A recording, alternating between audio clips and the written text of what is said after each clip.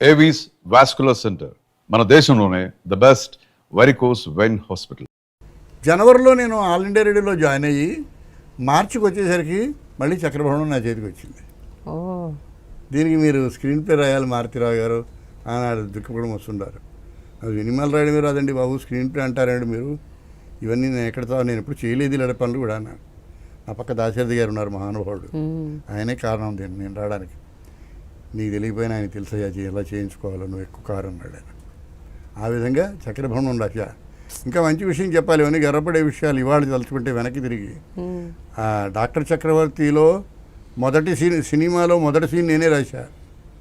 ఆ scene fair copy రాసుకున్న మహానుభావుడు ఒక ఆయన ఉన్నాడు, కె విశ్వనాథ్ గారు. ఆయన దానికి కో డైరెక్టర్. అంటే నిద్రాణంగా ఉన్న కొందరు సాంకేతిక నిపుణులు ఎంత విశ్వరూపం దాలుస్తారు అని మన కళ్ళ ముందే తెలియడం కోసమని తొలి దశలో నేను చూసిన ఒకళ్ళిద్దరు దర్శకుల్లో 2 పేర్లే చెప్తాను నేను. ఒకటి కె విశ్వనాథ్, రెండో ఆయన కె రాఘవేంద్రరావు.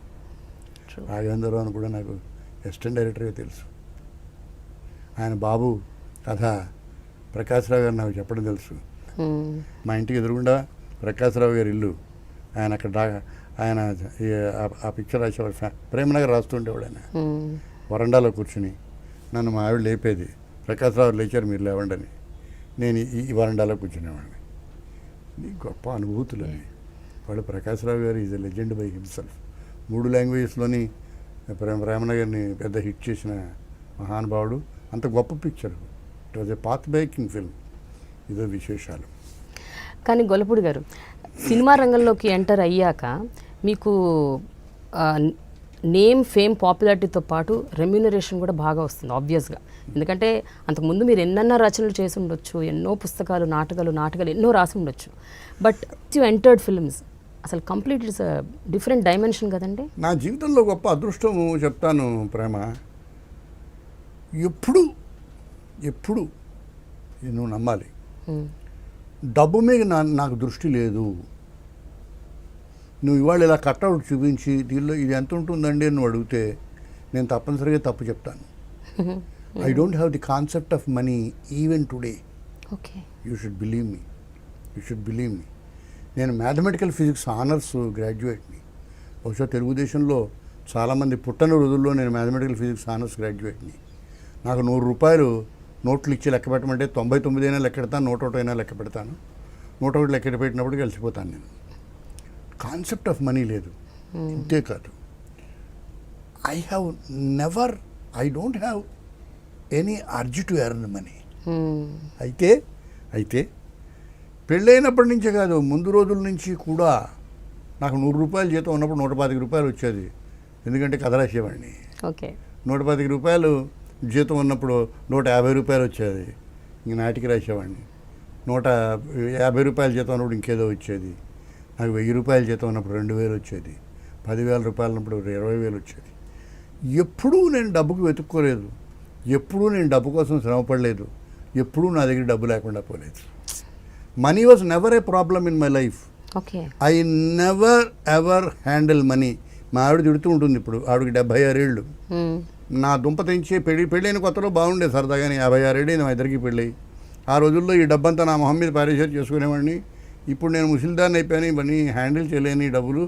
ఇప్పుడు ఇస్తే నేను ఎక్కడ తెచ్చేది? ఇప్పుడు మళ్ళీ కొత్తగా మొదలెట్టాలి. ఈ 10 రూపాయల నోటు ఎవరికి ఖర్చు పెట్టాలి? ఈ డబ్బు గ్యాస్కి ఇవ్వాలి, ఈ డబ్బు ఇంకోటికి ఇవ్వాలి. Now I can't do it all over again. I was never doing it. So ఎప్పుడూ డబ్బుకు ప్రాబ్లం లేదు. ఎప్పుడూ నాకు కావాల్సిన డబ్బు కంటే నా దగ్గర ఎక్కువ డబ్బే ఉండేది. ఎప్పుడూ డబ్బు మీద దృష్టి లేదు. ఇది గొప్ప అదృష్టాల్లో ఒక అదృష్టం. So I never went after money. Money was always there when I wanted it. So ఎప్పుడు మనీ కోసము కానీ ఆదాయం కోసం కానీ ఎప్పుడూ నా ఆర్ట్ని కాంప్రమైజ్ చేయలేదు. అది నేను అదృష్టంగా చెప్పుకుంటా. డబ్బు నాకు చాలా వచ్చింది అంటే నాకన్నా గొప్పవాడు మహానుభావులు చాలామంది ఉన్నారు. ముఖేష్ అంబానీ ఇంకా గొప్పవాడు, ఇంకోటి మహానుభావుడు ఉంటాడు. But I was always a happy man, self sufficient man. I had that extra rupee in my pocket. I never longed for it. I know it is always there for the asking, but I always saw to it that I never compromise for that extra rupee. That made what I am today.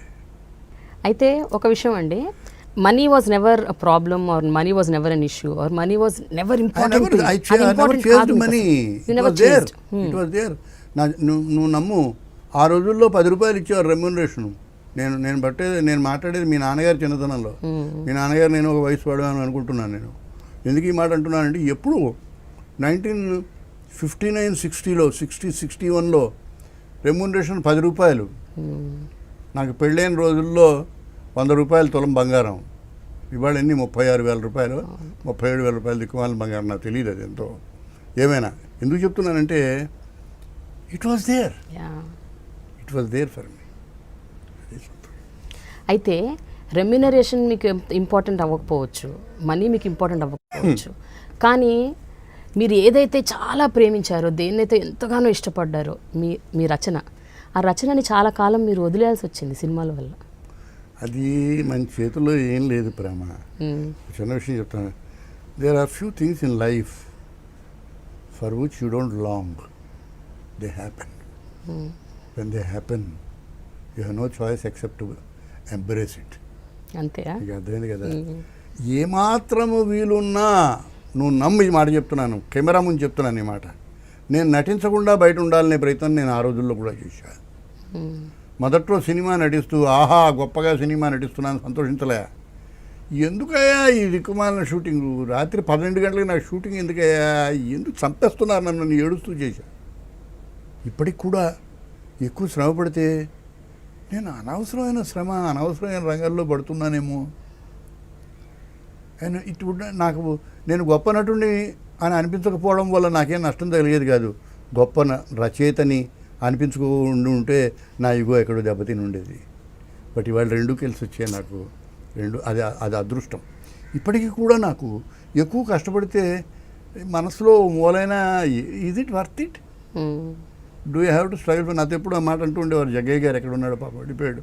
ఆ రోజుల్లో అనేవాడు, మారుతిరారు మీరు ఇవాళ చెప్పి సాధించుకునే level మీకు వచ్చింది, ఒక 6 తర్వాత పని చేయని చెప్పండి, మరేం పర్వాలేదు అనేవాడు. ఎప్పుడు నేను ఈ మాట అంటాను.